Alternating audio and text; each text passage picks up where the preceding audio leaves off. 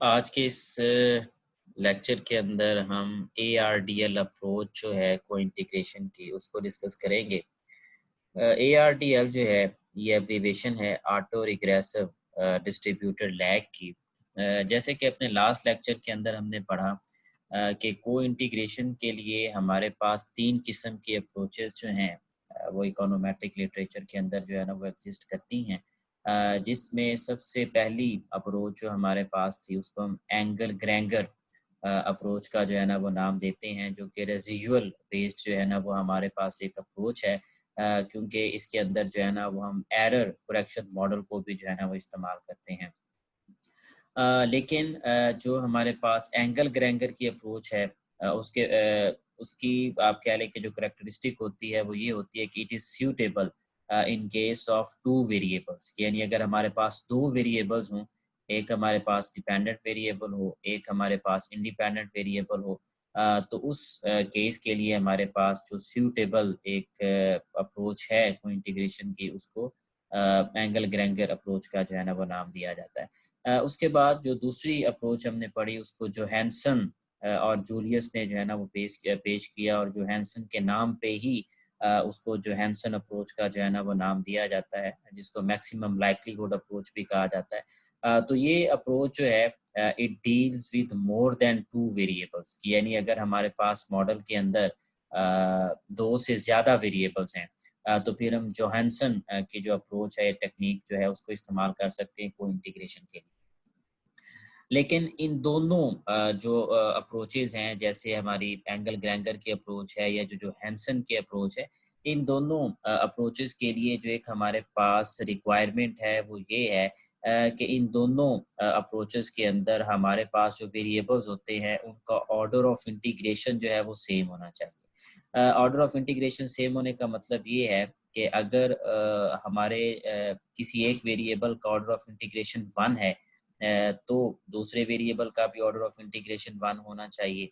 अगर हमारे पास 2 वेरिएबल का मॉडल है, और अगर 3 वेरिएबल का मॉडल है, यानी we have 3 variables in the model, तो उसमें जो थर्ड हमारा वेरिएबल होगा उसका भी ऑर्डर ऑफ इंटीग्रेशन जो है ना वो लाज़मी तौर पे 1 होना चाहिए। तो अगर सेम ऑर्डर ऑफ इंटीग्रेशन होगा तभी हम जो है ना वो एंगल ग्रेंगर और जोहानसन मॉडल जो है ना वो अप्लाई कर सकते हैं।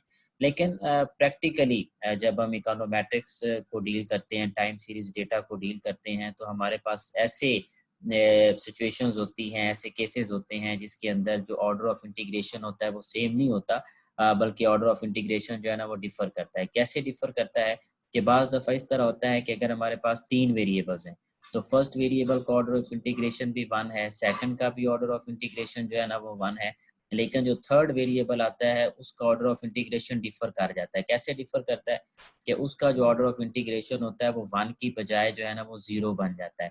तो जब ये सूरत-ए-हाल होती है तो ऑर्डर ऑफ इंटीग्रेशन डिफर कर गया, तो फिर साफ ज़ाहिर है कि we are dealing with 3 variables model. तो एंगल ग्रेंगर तो हम वैसे नहीं अप्लाई कर सकते, because it is used for two variable model. Johansen भी अब अप्लाई नहीं कर सकते क्योंकि अब ऑर्डर ऑफ इंटीग्रेशन डिफर कर गया। तो सवाल ये पैदा होता है कि आखिर इस तरह का जो सिनेरियो होता है या इस तरह की जो सिचुएशन होती है, उसके अंदर हम कौन-सा मॉडल जो है ना वो अप्लाई करेंगे। तो उसके लिए हमारे पास जो पेसरान थे एट अल, उन्होंने हमें एक न्यू अप्रोच जो है ना वो दी, एक न्यू अप्रोच को उन्होंने इंट्रोड्यूस करवाया, जिसको ऑटो रिग्रेसिव डिस्ट्रीब्यूटेड लैग या इन शॉर्ट ARDL अप्रोच का जो है ना वो नाम दिया जाता है। और ये वो अप्रोच होती है जो उस वक्त भी सूटेबल होती है जब हमारे पास वेरिएबल्स का जो ऑर्डर ऑफ इंटीग्रेशन होता है वो डिफरेंट होता है। ऑर्डर ऑफ इंटीग्रेशन से मुराद ये होता है कि अगर हमने जो सीरीज़ है, टाइम सीरीज़ हमारे पास जो होती है, उसको स्टेशनरी करना है तो कितने डिफरेंस हमें लेना पड़ते हैं। I1 से मुराद ये है कि इस सीरीज़ को स्टेशनरी करने के लिए हमें एक डिफरेंस लेना पड़ा। I0 से मुराद ये है कि ये सीरीज़ गिवन ही स्टेशनरी है हमारे पास, लेवल के ऊपर स्टेशनरी है, नॉन स्टेशनरी नहीं है, लिहाज़ा इसको इसका डिफरेंस लेने की ज़रूरत नहीं है। अब एक और जो आप कह लें कि कैरेक्टरिस्टिक है हमारे पास ARDL अप्रोच की, वो ये है कि इस टेस्ट के लिए हमें सबसे पहले यूनर ट्रूथ चेक नहीं करना पड़ता। यानी जो यूनर ट्रूथ का प्रॉब्लम है, उसकी जो टेस्टिंग है, वो पहली जो 2 अप्रोचेज़ हैं यानी जो एंगल ग्रेंगर की अप्रोच है या जो जोहानसन की अप्रोच है, इन दोनों के लिए प्री रिक्विजिट जो है ना वो कंसीडर की जाती है। लेकिन जो हमारी ARDL अप्रोच है इसके अंदर हमें इसको चेक करने की जो है ना वो ज़रूरत नहीं होती है। अब इसकी एस्टिमेशन जो हमारे पास मेथोडोलॉजी होगी वो क्या होगी? इसमें 2 तरह के फिनोमेनन हम जो है ना वो चेक करेंगे। सबसे पहले शॉर्ट रन फिनोमेना उसको जो है ना वो देखा जाएगा और उसके बाद लॉन्ग रन का फिनोमेनन जो है उसको चेक किया जाएगा। अब जब हम इक्वेशन लिखेंगे तो याद रखिएगा कि उसमें हमारे पास जो डेल्टा होगा इक्वेशन का, that would be the part of short run equilibrium, और जो लैम्डा होगा वो हमारे लॉन्ग रन इक्विलिब्रियम को इंडिकेट करेगा। Now consider the following model where delta Y T is equal to, equation हमें दी गई है। अब लेट मी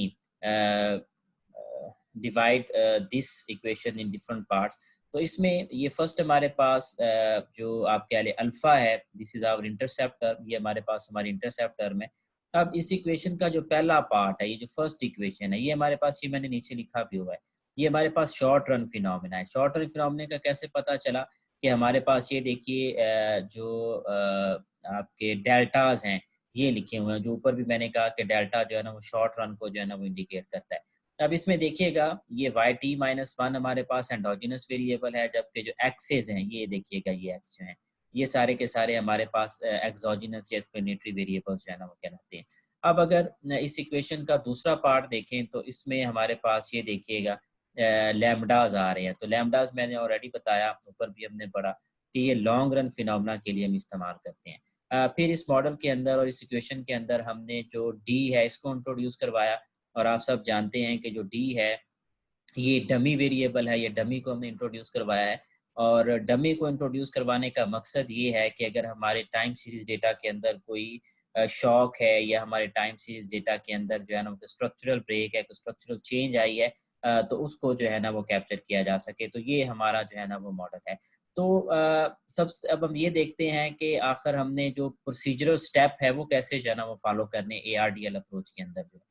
तो उसमें सबसे पहला स्टेप ये होगा कि we are going to check the existence of long run relationship between variables in the system, कि यानी हमारे सिस्टम के अंदर जो वेरिएबल्स होंगे उनका लॉन्ग रन रिलेशनशिप जो है ना वो हम चेक करेंगे। और उसके लिए we are going to make a hypothesis. और हाइपोथेसिस क्या होगा? सबसे पहले नल हाइपोथेसिस है कि all lambdas are simultaneously zero. Simultaneously zero से मुराद ये है कि हमारे मॉडल के अंदर जितने भी लैम्डाज हैं, अब अगर इसमें देखें इस इक्वेशन के अंदर, तो हमारे पास 3 लैम्डाज है, 1 2 3, लेकिन 3 से ज़्यादा भी हो सकते हैं।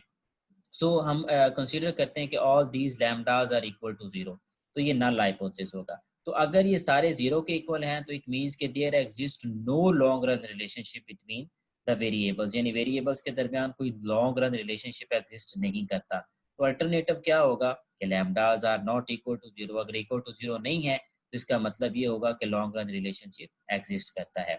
और यहाँ पे हम कंसीडर करते हैं कि हमारा जो लेवल ऑफ सिग्निफिकेंस है वो 5% है। यूजुअली इन प्रैक्टिस हम 5% लेते हैं, बाकी researcher, it's up to researcher कि वो लेवल ऑफ सिग्निफिकेंस कितना लेना चाहता है। आप 1% भी ले सकते हैं, 5% भी ले सकते हैं, 10% भी ले सकते हैं, लेकिन आम तौर पे इकोनॉमिक्स के अंदर 5% लेवल ऑफ सिग्निफिकेंस लिया जाता है। टेस्ट स्टैटिस्टिक यहाँ पे जो हम इस्तेमाल करेंगे वो एफ होगा, वो और एफ इस वजह से हम इस्तेमाल कर रहे हैं, लुक एट इट, कि we are going to check the simultaneous situation, यानी साइमल्टेनियसली हम देखना चाह रहे हैं कि इक्वल टू जीरो है या नहीं है। और हम जानते हैं कि ओवरऑल अगर एक टेस्ट हमने करना हो, ओवरऑल सिग्निफिकेंस चेक करनी हो, तो उसके लिए हम एफ डिस्ट्रीब्यूशन ही जो है ना वो इस्तेमाल करते हैं, क्योंकि we are going to test the joint और ओवरऑल सिग्निफिकेंस जो है। अब जब हम टेस्ट को कैलकुलेट करेंगे, प्लीज बी अटेंटिव, ये जो बात अब करने जा रहा हूँ मैं, this is very important in decision rule. जब हम इसका डिसीजन रूल करेंगे, देखें हम एफ वैल्यू कैलकुलेट करेंगे, जो हमें डेटा दिया गया होगा उसको इस्तेमाल करके। अब जब इसको कैलकुलेट करेंगे तो साफ जाहिर है कि इस कैलकुलेटेड वैल्यू को हमने कंपेयर करना है क्रिटिकल वैल्यू के साथ। ओके, तो जब हम क्रिटिकल वैल्यू के टेबल के ऊपर जाएंगे तो क्रिटिकल वैल्यू का जो टेबल हमें दिया गया होगा उसमें हमारे पास एफ क्रिटिकल की 2 वैल्यूज होंगी। कैसे 2 वैल्यूज होंगी? ये देखिए, मैंने कहा कि ऑर्डर ऑफ इंटीग्रेशन डिफर होता है। फॉर एग्जांपल ये हमारे पास ऑर्डर ऑफ इंटीग्रेशन 0 है, ये ऑर्डर ऑफ इंटीग्रेशन जो है ना वो हमारे पास 1 है। तो जो ऑर्डर ऑफ इंटीग्रेशन 0 होता है, इसको लोअर बाउंड कहते हैं, और जो इंटीग्रेटेड ऑर्डर 1 होता है, इसको अपर बाउंड का जो है ना वो नाम दिया जाता है। अब एक बात ज़हन में रखिएगा कि हमारे पास जितने भी मैक्रो इकोनॉमिक वेरिएबल्स होते हैं, वो सारे के सारे ऑर्डर ऑफ इंटीग्रेशन 1 पे स्टेशनरी हो जाते हैं। और एक्सेप्ट आपका जो